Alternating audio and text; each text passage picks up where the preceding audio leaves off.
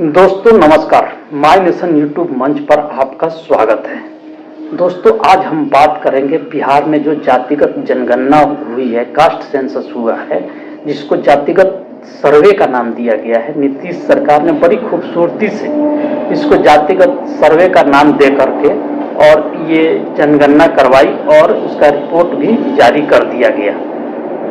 क्योंकि जातिगत जनगणना या कोई भी जनगणना करवाना केंद्र सरकार का काम होता है, राज्य सरकार का काम नहीं होता है, इसलिए इसको सर्वे का नाम दिया गया।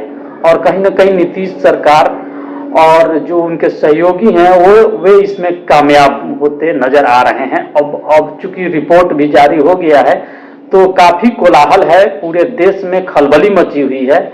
और एक तरह से एक कोई उल्का पिंड किसी ग्रह से टकराता है तो जिस तरह से खलबली मचती है, उसी तरह से ये कास्ट सेंसस जातिगत जनगणना एक उल्का पिंड है जो भारतीय राजनीति से अभी अभी टकराई है और कोलाहल मच गया है। और सभी राजनेता बारी बारी से इस पर अपना कुछ न कुछ प्रतिक्रिया रख रहे हैं।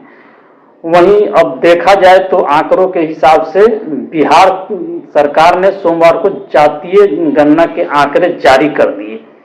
इसके साथ ही बिहार आजादी के बाद ये आंकड़े जारी करने वाला देश का पहला राज्य बन गया। रिपोर्ट के अनुसार राज्य में पिछड़ा, अति पिछड़ा वर्ग की आबादी 63% है, जबकि अनारक्षित वर्ग हिंदू एवं मुस्लिमों की कुल जातियां कुल आबादी का 15.52%। अनारक्षित मतलब सवर्ण, सवर्ण की आबादी बिहार में 15.52% ही है। और इसमें अब देखने वाली बात यह है कि किस जाति की आबादी बढ़ी है और किसकी घटी है। तो दलित मुस्लिमों की आबादी बढ़ी है। दोस्तों दलित मुस्लिम की आबादी बढ़ी है और सवर्णों की आबादी कहीं ना कहीं कम हुई है। बिहार के विकास आयुक्त विवेक कुमार सिंह ने जातीय गणना के आंकड़े जारी किए। जाति आधारित गणना के 2022 के आंकड़ों के वर्ष 1931 में हुई गणना से तुलना करने पर यह पता चलता है कि पिछड़ों के अलावा अति पिछड़ा, यादव, दलित एवं मुस्लिमों की आबादी में इजाफा हुआ है, वहीं सवर्णों की आबादी में कमी आई है। ये अखबार क्लियर कर रहे हैं कि कहीं ना कहीं बाकी सब की आबादी में बढ़ोतरी हुई है, सवर्णों की आबादी में कमी आई है। आंकड़ों के अनुसार अति पिछड़ा समाज की आबादी 33% से बढ़कर 36.01%, यादव 10 से बढ़कर 14.26%, अनुसूचित जाति मतलब दलित आबादी 14.1 से बढ़कर 19.65% हो गई है। वहीं पे अगर मुस्लिमों की देखा जाए तो मुस्लिमों की आबादी 12.50 से बढ़कर 17.70% हो गई है। तो मुस्लिमों की आबादी में भी वृद्धि हुई है। वहीं अब सवर्णों का आंकड़ा देखा जाए कि किस तरह इनका आबादी घटा है, तो वहीं जो है सो कि सवर्णों में ब्राह्मण, राजपूत, भूमिहार और कायस्थ की आबादी 13 से घटकर 10.56% रह गई है। ब्राह्मण 4.7 की जगह 3.65% ही रह गए हैं। भूमिहार 2.9% की जगह 2.86%। भूमिहारों की संख्या में बहुत ज्यादा गिरावट नहीं हुई, जबकि राजपूत 4.2% की जगह 3.45% एवं कायस्थ 1.2% से कम होकर 0.60% हो गए हैं। तो कायस्थ की जनसंख्या करीब करीब आधी हो गई है। तो सवर्णों में भी कायस्थ की जनसंख्या सबसे ज्यादा घटी है।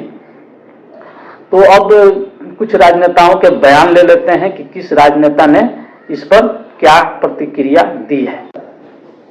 तो सबसे पहले तेजस्वी कुमार यादव जो शुरू से इसमें इन्वॉल्व रहे हैं और नेता प्रतिपक्ष रहते हुए इन्होंने ही इसकी आवाज बुलंद की, जिसको नीतीश सरकार ने बखूबी माना।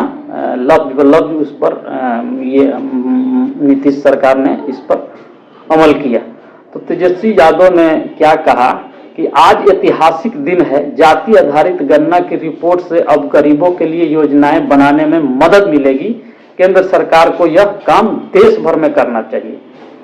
तो तेजस्वी यादव का बयान सुने। वहीं अखिलेश यादव कहते हैं, यह रिपोर्ट सामाजिक न्याय का गणितीय आधार है, यह संघर्ष का नहीं सहयोग का नया रास्ता खोलेगी। भाजपा सरकार अब राजनीति छोड़ देशव्यापी जातिगत गणना कराए। अखिलेश यादव ने कहीं न कहीं इसके पक्ष में बोला है। वहीं गिरिराज सिंह, यह जनता में भ्रम फैलाने के अलावा कुछ नहीं है।